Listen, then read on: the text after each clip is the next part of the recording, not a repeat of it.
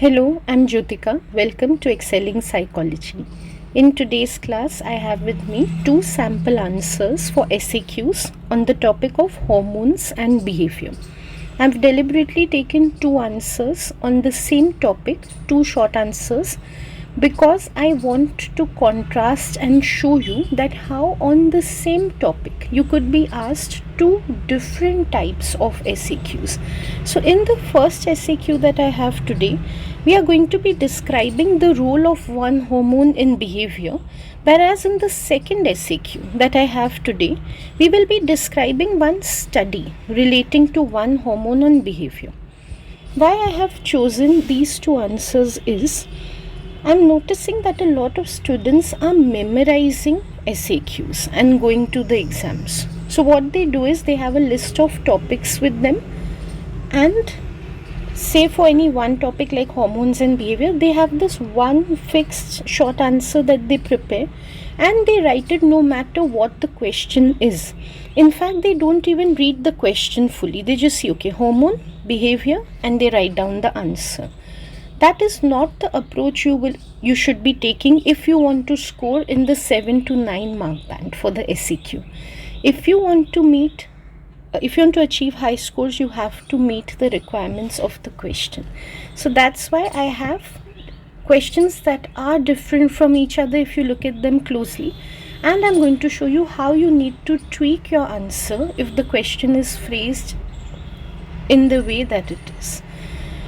Okay, so first we will go through the question which asks us to describe the role of one hormone in the study of human behavior with reference to one relevant study. When you read this question, how you should interpret is, the main thing they want you to do is describe the role of the hormone, and the study is just a reference. The study is secondary. The role of the hormone on behavior is primary. So then what your answer should be is focused more on the role of the hormone rather than the study. The biggest mistake that students make is to describe the study at length when that is not what is asked in the question. Okay, so we'll see how to answer this question. As you know, to achieve a score in the 7 to 9 mark band, the first thing you need to do is focus on the command term. Though today my class is not about how command term requirements should be met, still let's discuss briefly. Here we have the command term describe. When you have describe in front of you, what you have to do is give a detailed account. Simply saying you give details about whatever is the primary concern in the question. So you have to give good details, good length of an answer on how hormones affect behavior, and of course because they've said one. About that one hormone also, whichever you select, you have to give detailed knowledge. You can't just touch upon it and just name it and leave it. You have to say exactly which behaviors it's influencing. What if instead of describe, the command term was explain? Then rather than describing or giving a detailed list of which behaviors are influenced by that hormone, you would have explained how and why that hormone is able to affect behaviors. So as I said, that's not my topic for today's class. We could do in some other. And if the command term was outline, in that case, neither would you give details on that particular hormone, nor would you explain how and why. Rather, you would give a summarized account. So you would just explain around that hormone, or keeping that hormone primary, and then bringing up various aspects related to it. So that is about the command term. I know you don't have to fret too much or worry too much about the command term, which is true. Still, it is important to take note of it before writing your answer. Along with the command term only, you have to notice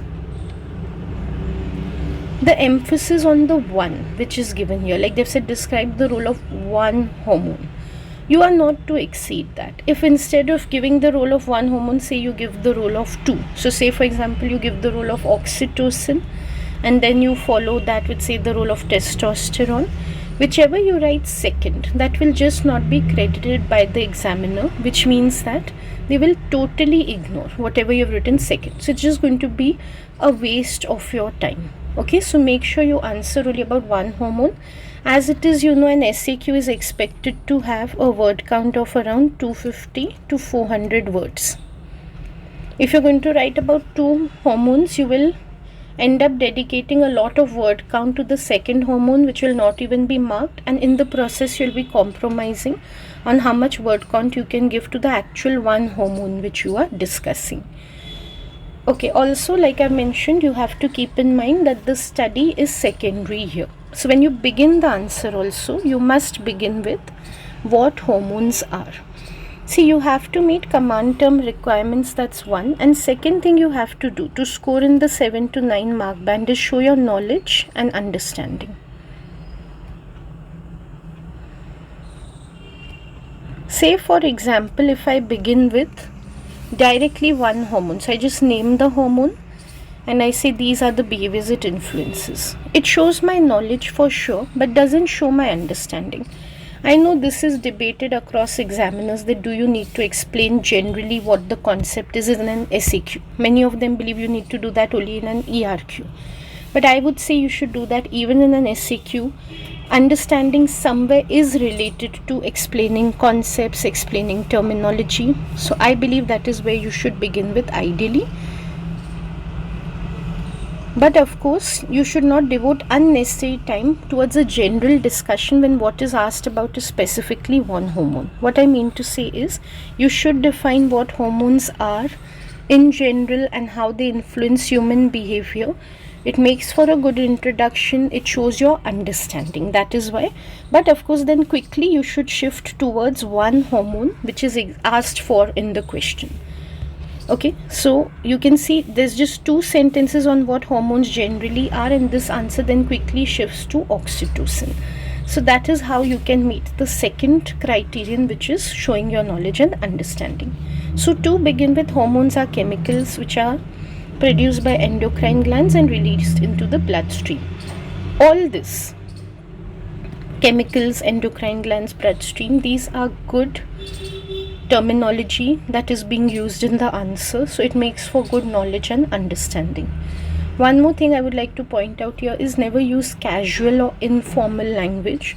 So some students would say that hormones are chemicals released in the body and they flow in the body. Use correct terms. What do you mean by flow in the body? How would they flow? So they flow into the bloodstream, something like that. So make sure you're learning well from whichever reference book you're using, and make sure to use those terms in the answer. Don't write the answer as if you're speaking to a friend. Okay, and then through the medium of blood they reach different organs and tissues from where they control bodily functions and behaviors. The question is about how hormones influence human behavior. So this is how I've drawn the link. In just 2 sentences, I've explained how they are chemicals that are flowing through blood and then reaching various parts of the body to influence behavior. That shows good understanding. Then, keeping in mind that only one hormone is asked for, I come to the next paragraph where I start discussing the hormone of my choice, oxytocin. You're free to take any. When they say one hormone, that means whichever hormone you want to take up, you can. Other popular choices are, like I mentioned earlier, testosterone, estrogen. Many students write about those. And then there's also adrenaline, so you can write about that as well. For now, I'm taking oxytocin, and because this is a describe question, I list out many different behaviors that are influenced by oxytocin. I'm not going to read out the entire paragraph. I'll post this answer on my website, which I will link in the comment box and description box below. You can read the entire answer there. I'll just give you an overview of what is written in this paragraph. So first, because again I have to describe, so I'm saying from where oxytocin is released. It is released from the oxytocin and then the pituitary gland, that is from where it reaches various organs and influences behaviors related to social intimacy and bonding. This section, now that I have explained it to you, I also want to bring about the third criterion, which is required for you to score in the 7 to 9 mark band. You have to link whatever study you have used to the general theory and the specific hormone that you have described later, right? And most students, when they come to me for classes, that is their number one complaint, that their teachers are telling them that they are not linking the end parts of their answer correctly to what they've presented before. So that's the major part where students are having difficulty. Though I also see a lot of problems in meeting what is required by the question, but many students themselves realize that linking is a weakness for them. So why I have brought about this here is because if you see in the beginning, I explained that hormones influence behaviors, and then using the same flow of language, I have explained how oxytocin is that hormone which influences the behavior of social intimacy and bonding. Means my way of writing is in a way to link it with what I have said before. It's not disconnected. In fact, it's entirely related to what I've written before. I said that in general hormones influence behavior, and then when I bring up this one hormone, I show exactly this specific hormones affects this particular behavior. So it's all connected to what I said before. It's just an example of what I said before. That is how you keep linking. Of course, you have to link the study also, which I will show ahead. But in general, you should have this mindset when you're writing that I must keep everything in the answer related with each other. The answer should be like a big chain of points that starts from one place, the introduction, and ends at the conclusion, with no links missing in between. Okay, so make sure even if the link is about the study being linked back to the theory, actually it's all about keeping the entire answer relevant, focused on the command term, and related with each other. All points should be related to each other. Then, because this is a described question, I've given many examples of exactly which social behaviors are influenced by oxytocin. So childbirth and lactation, exactly which behaviors you can see I've written. Stress reduction, which behaviors I've written. Social bonding and trust, again exactly where I have written. Of course there are many others, but because this is a short answer question, and even if it was an ERQ, description can be limited. That is why I have not gone into more details. Now, one more mistake students make is to start evaluating something. After giving this description, they would start evaluating the role of oxytocin on behavior. On an SAQ question, you are never to do evaluation. And evaluation just means strengths and weaknesses. You're never to give those. Okay? So make sure you are just writing what you have learned about that particular topic, and you're not going beyond that to try to show any critical thinking. That's not a part of the SAQ at all. Again, if you show critical thinking, so if you evaluate in any way, the examiner is simply going to disregard what you've written. Your word count and time will be wasted, and you're not going to get any credit for writing any of that. Okay. Now we have to bring in the study, and this is my special focus in today's answer, because as I showed you before, the next question is going to be about the description of the study. So I want you to note carefully here how I cover the study, and in the next answer how I cover the study. For this, it will be helpful if you read both the answers. So like I said, I will link it below. So make sure after or along with this video, you're reading the answers as well. I have selected the cost-file study, which had the trustee and investor game in it, to support the role of oxytocin. Again, how I am linking it with what I have written is, I mentioned that oxytocin plays a role in social bonding and trust. Continuing from there, I have introduced this study, that since oxytocin plays a role in social bonding and trust, to verify that only Cosfeld et al. Have done their study. So again, you can see I have made sure to keep it connected with what has come before. My language is also the same way that I have used in the previous paragraph. So nothing should be abrupt or sudden. Oh, this point was not there. Say I had not written about social bonding before, and suddenly I am introducing in this paragraph and saying that the Cosfeld study looks at it. That is not the way of presenting the answer. So it should be related to what has come before. It should emerge from the previous paragraph. Then I have covered the study in the standard format: aims, procedure, results, and conclusion. Results and conclusion I tend to enroll in one point, though I know they're different, But conclusion in the sense of interpretation I tend to include in the final paragraph also. So I've taken aims, procedure and results, and you can see very briefly I have summarized these aspects. Unlike the next answer, in which I talk about many features of the cause-felt study, like its design, which are the variables, about controls that were maintained, none of that I have included here. Why? Because the question is asking me to describe one hormone, not to describe the cause-felt study. So I have kept that in mind. So I have mentioned very clearly what was done in the study. It's not like I've written the study in a way that the examiner wouldn't understand or something would be missing. It's very clear. It's just that it's a brief account of the study. I made sure not to make the study my main focus in the answer. So I have mentioned what the participants had to do. They had to take oxytocin or placebo, then they had to play the trust game, and results showed that those who had taken oxytocin, they showed higher levels of trust and staked more money in the game. As simple as that. So a very brief one paragraph on Cosfeld et al. Study. That's what I've done. What is more important is this study is a reference, like we saw. It's an illustration of the main role of the hormone on behavior. So in the next paragraph, then I have used the study for the correct purpose as a reference to showcase how it is promoting the role of oxytocin. So Cosfeld et al. Study has shown how oxytocin plays a role in social bonding and trust. Okay, now this part is very important. This is how we link, or this is how we connect.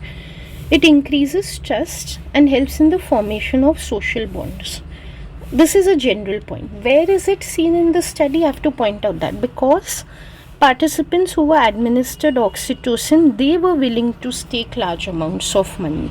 So that is how it proves the point that it increases trust. Because participants were staking more money. This is how we link the study. How some students will answer this question is after they've written about the Cosfeld study, they'll show thus. Cosfeld study shows the role of oxytocin in trust. This is not linking. This is not what linking is. Linking is about showing where in the study this result is found, which we are talking about here. That is known as linking. So that you can see I have done over here. This is the key part. Also because the study is used just as a reference, so why I have given this study only, what is so important about its result, or why does this study matter, that I have been able to bring about in this paragraph. So very important. Also I have mentioned then that it gives empirical evidence for the role of oxytocin. In theory we know what role oxytocin plays, but where's the proof of it? Where is the research support for it? In this study. So I mentioned that it gives empirical evidence. Then there's a conclusion. This conclusion is optional. We can stop the answer in the previous paragraph also. But if we just want to overall summarize the entire answer, we can give the conclusion. It does not meet any criterion in the SAQ requirement as such, but it does give a good finishing to the answer. So here you can see hormones like oxytocin give good insights into human behavior. We can see that. And the role of oxytocin in social bonding, stress reduction, all that shows how the hormones physiology, which is there in the body, means the functioning of the hormones which is there in the body, they can play a role in very important human behavior, which is social interaction. Again, what the question was about, role of hormones in behavior, and how it is finished in this conclusion is some hormones can play a very big role in the behavior of social interaction. So again, it's fully focused on the question. It is drawing on whatever came above. So the conclusion is also very relevant. So this is how we answer a question which is asking us about the broader concept or theory and not about a specific study. The next question is the opposite of this. It is more focused on the study because directly they've said describe one study. Here they've not said describe hormone and then just use the study as an illustration or a reference. Directly they've said describe the study. So that is what we have to do. So in the process, which features of the study do we have to cover? And like lots of questions come to students' mind. Do we have to write the sample size also? Do we have to give the exact numbers for the results? All that is addressed in this answer.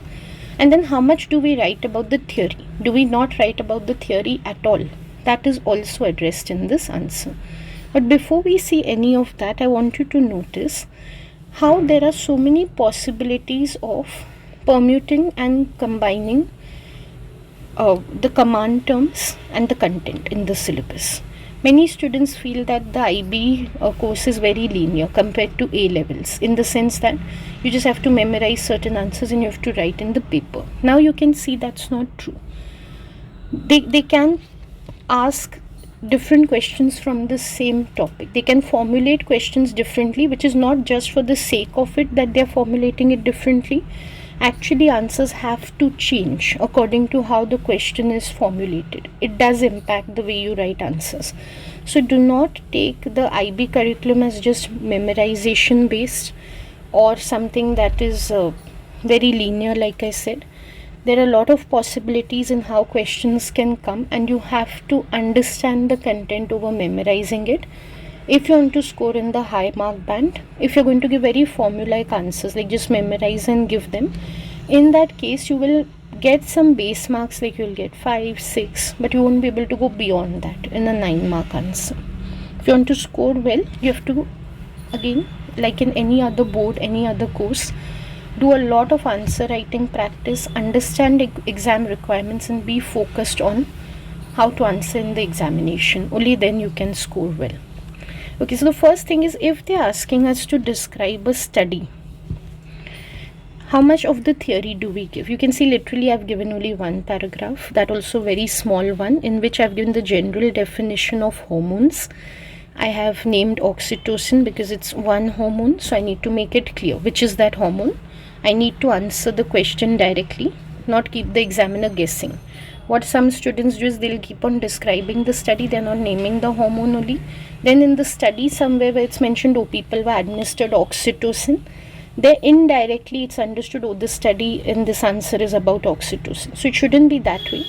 In the beginning only you should make it clear which hormone you are bringing up for this short answer.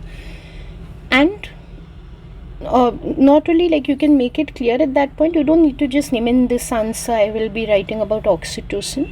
You can define a little bit about oxytocin. So in the process you end up describing it also, and you answer the requirement of the question. So both your works are done in the beginning. Okay, so one hormone is oxytocin, and here you can see, unlike in the previous answer where I had given deep description of each of these behaviors, like how it plays a role in childbirth, breastfeeding, stress reduction, here I have done none of that. I have just named these behaviors which it is influencing, for the same reason again that I am not to describe oxytocin in behavior here. So I have just briefly mentioned it. This is the only importance we need to give oxytocin in general in this type of answer. Most of the answer needs to be dedicated to the study.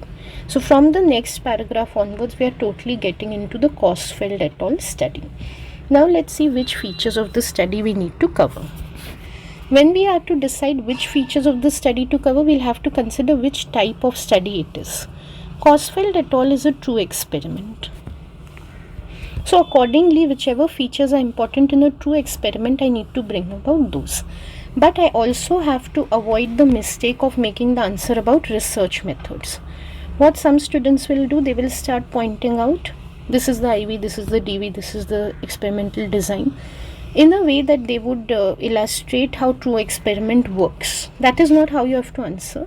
You have to bring about all these features, but you don't have to give them list-wise. You have to give them with the focus that this study is talking about how oxytocin plays a role, not that this study has to prove what a true experiment is. So which features you need to mention is the independent variable, the design, random allocation. Okay, I'm marking these features, but if you read the answer, like I told you, I have not given it list wise, this is this, that is that. I have made sure to keep the focus on oxytocin. So I have mentioned that they received oxytocin or placebo. Dependent variable is the level of trust, how much they would stake in the monetary game, those type of things. So I am narrating the study, I'm bringing about what is done in the study stepwise, and at the same time I'm pointing out the features of the study. Okay, then in the sample, the main question that comes is yearly that do we have to remember the sample size, the exact number of participants? No.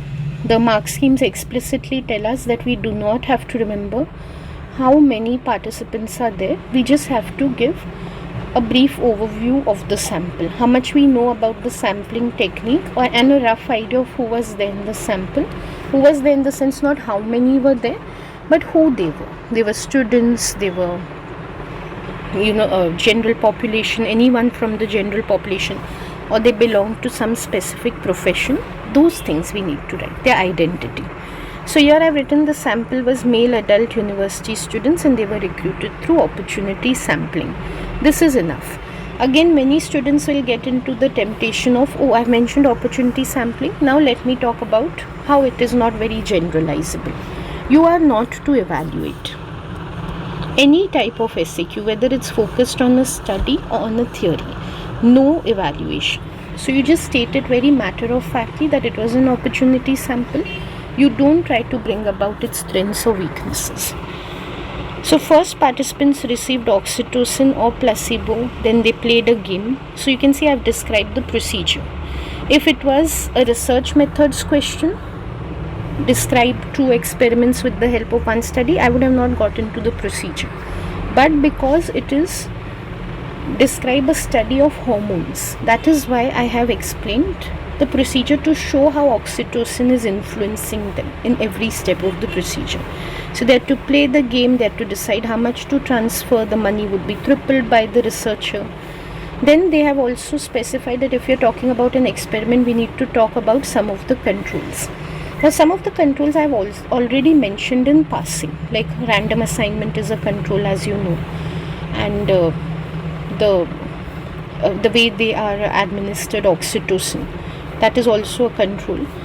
But one special control in this study is double blinding, which is a very important control also, because it prevents expectancy effects and researcher bias. So I have specially mentioned that as well. Now here it might look as if I'm doing an evaluation. If I was, I would have said this is the strength and this increases validity, but that is not how I've written. I have justified the use of control in the study.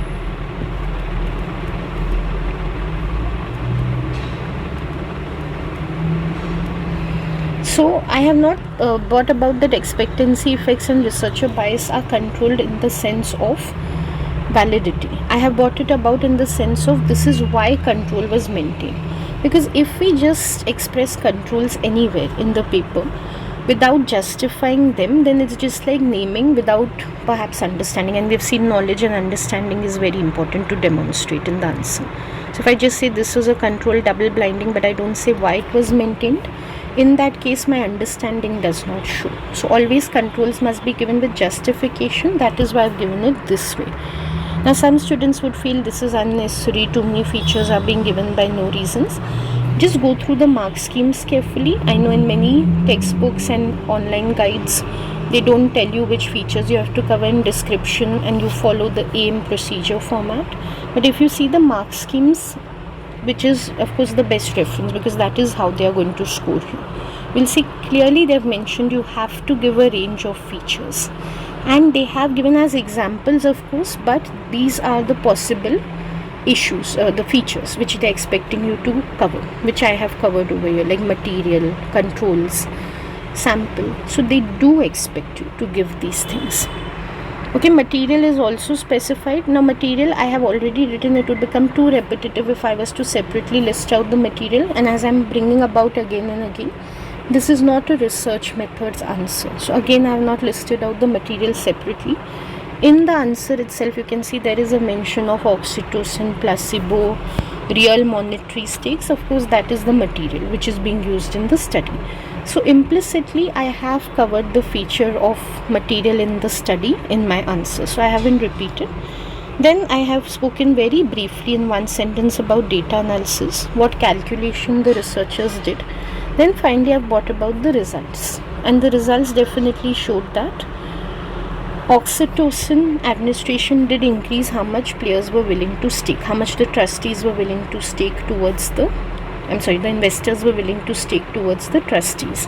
So that I have brought about here. If any of my points you're not able to answer, like I mentioned before, do read the answer or pause my video and read the answer. Along with that, it will become more clear to you. So these are the results of the study. Now, here many students will ask, do we have to give exact figures, like exactly how many investors made how much of a monetary stake? No, the mark schemes clearly tell us you do not have to give exact figures.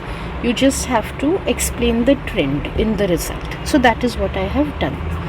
Finally, to conclude this type of answer where the focus is a little different, where we have to describe one study, how do we conclude this answer? The study throughout has been linked from the beginning to the main topic, which is oxytocin, to one hormone. So again, we don't need to give a very special or a lengthy conclusion in this. A simple conclusion is just that, okay, this study has shown a causal link between oxytocin and trust, and again it's empirically supported the topic. It is a restatement of sorts, just in different words, again to bring about a reminder that yes, this study was all about the role of oxytocin on behavior. So that's it, one very simple conclusion which links back to where we began from. That's all. In a describe a study type of answer, in fact, because you've given so many details of the study, you don't need to have like even a short separate paragraph dedicated to linking the study with the theory, because the focus is the study, not the theory. So if you give a paragraph like that, it will become like it look more like the answer is focused on the theory. The theory is being given way too much importance compared to the study. So that is not how it should be brought about. Okay, so these were two separate answers, you can see, on the same topic, but the answers were so different from each other, the focus was so different. That is known as correct answering. That is a grade 7 type of answering when it comes to SAQs. Giving the answers in a way that is required by the question. You can see even the word count is very similar for both the answers, but the answers are not overlapping in any way. They are not like different word repetition of each other. They are totally different in terms of what is given more and less importance. That is what you need to understand, and for that I strongly recommend you read both the answers thoroughly to be able to see the contrast between them. I'm going to end the video here today. If you have any questions, you can put them in the comments box below. I'll see you soon with another video. Thank you for watching.